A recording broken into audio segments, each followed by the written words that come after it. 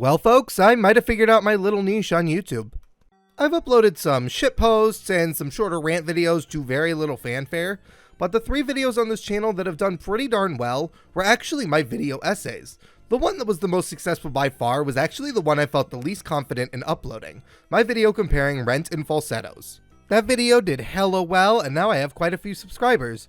And yeah, even though I wasn't confident my Rent and falsettos video would do well, it is my favorite video I've made so far on YouTube. And I follow what the algorithm says. Let's Broadway some more! So we're doing more musical videos for the time being. Later this week, I'll be seeing the world premiere of a brand new musical called A Thousand Faces, based on the life story of famous silent actor Lon Chaney. But I wanted to put out a video in the meantime. And recently, I came into possession of a Blu-ray copy of a film adapting a Broadway show called Hedwig and the Angry Inch. I had heard a lot about this film in a lot of film circles, theater circles, and from queer friends of mine personally. All I knew going in was that it was a punk rock musical about a trans lady. I was afraid going into this musical that it was going to be another Rent situation, where a cishet man writing a queer story was going to be full of stereotypes and feel a bit disingenuous in parts, but ultimately the musical did a lot for LGBTQ representation, so for many people it's hard to hear criticism of it. I have never been happier to be wrong regarding a film. This movie is perhaps the most masterful example of queer storytelling I've ever seen, and I am so happy to call it one of my new top 5 favorite films of all time. This is such an amazing movie that needs to be seen by everyone. It's not perfect, there are some problems with it that I think will prevent a lot of people from getting into it, but I still think it's incredible and that everyone should give it a chance at least once, especially if they're LGBTQ+ themselves. It's such a powerful study on the life of an amazing character who I think everyone can see a bit of themselves in. The story centers around Hedwig, who was previously a gay man from East Berlin and had to go through a sex change operation in order to marry an American man who was staying in West Berlin. While in America, after her husband leaves her, she falls in love with a wannabe rock star named Tommy, who ends up stealing her songs and making a career out of them. The film is divided between flashback scenes to Hedwig's previous life in East Berlin, and even after she moved to America, and the dives where she plays at and sings her songs, while following Tommy around to get evidence against him and form a lawsuit. Now, before we get into the meat of what makes this film so special, I do want to talk about the elephant in the room, since it might make a number of trans people uncomfortable when they hear it. Yes, Hedwig was a gay man who transitioned so she could legally marry a man. She kinda had no choice in the matter. The idea that trans people, especially trans kids, are commonly forced to transition is one pushed by transphobic people, especially by conservatives in the Republican Party right now, who love the idea of calling LGBTQ+ people groomers for allowing kids to be themselves. If you are a trans person uncomfortable with this plot point for that reason, I understand completely. It's not an accurate portrayal of most trans people's experiences.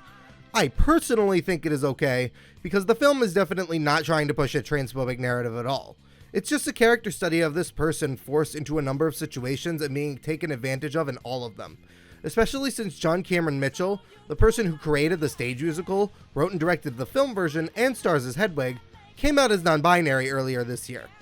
As a transgender woman, I don't think they would intentionally do something to spread a transphobic message, and that's not the general vibe I get from this movie. However, I also can't not speak on behalf of the trans community at large, since we're not a hive mind. You might be a trans person who sees this movie and is incredibly uncomfortable with it or critical of it, and that's okay. It's just different strokes for different folks. Also, just for clarification, I am going to be referring to Hedwig as a character with she/her pronouns for this review, as those are the ones she goes by in the movie. The character of Hedwig is one of my new favorites in any story. She honestly reminds me of the characters in Rent a lot, but manages to pull off that character style in a much better way than the characters in Rent were able to, in my opinion. She can be a shitty person at points, but was ultimately taken advantage of by just about everyone who has ever been in her life, and just wants to get along while exploring who she truly is and what her place in this world needs to be. And when she does shitty things, it feels raw and emotionally provocative, instead of being glanced over or played off as a joke. I also think that the reason she works so well in this movie's plot is because the movie almost always focuses on her and delves deep into her psyche. Unlike Rent, which focuses on so many characters and tries to give them all equal screen time, but doesn't know how to divide them in terms of importance, and as such, the characters in that story feel underdeveloped. Character studies are slowly becoming one of my favorite type of stories, and this movie cemented that even further in my brain. Hedwig is an incredible character. The acting is all top notch as well. The side characters are great, but John Cameron Mitchell was born to play this character in a way very few characters created this way are. And by created this way, I mean when a playwright or creator of a story cast themselves as the main character and create that character's words, abilities, and role in the story around their own abilities as a performer. For me, this practice is admittedly kind of hit and miss, but when a character is created in this way, I think the actor has to be damn good at singing and performing. Lin-Manuel Miranda created Alexander in Hamilton and Usnavi in The Heights in this way, and honestly, his performances in both of those shows are the weakest in comparison to the rest of the cast. In my opinion, of course. I just don't think he has the range to justify being the lead of a Broadway show, and I don't like his voice very much. Seriously, when I was watching Hamilton on Disney+, "Call me son one more time!" and "Where is my son?" legitimately made me laugh rather than feel his rage. I feel like I need to do a video on how much I dislike Lin-Manuel Miranda sometime. Hey, wait a minute. What do you mean you don't agree with me? You maniacs! You fucked it up! Damn you all to hell! Anyways, I bring this up because I think John Cameron Mitchell is an amazing performer and does this character in such a way that I can't imagine many other people playing the part. When the show was revived on Broadway in 2014, they had Neil Patrick Harris as Hedwig, and later Andrew Rannells played the part.